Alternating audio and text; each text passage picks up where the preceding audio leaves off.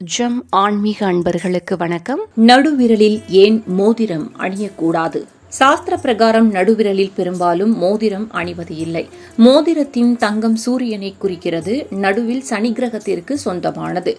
சூரியனும் சனியும் எதிரிகளாக இருப்பதால் நடுவிரலில் மோதிரம் அணிவது தவறான பாதிப்புகளை ஏற்படுத்துமாம்.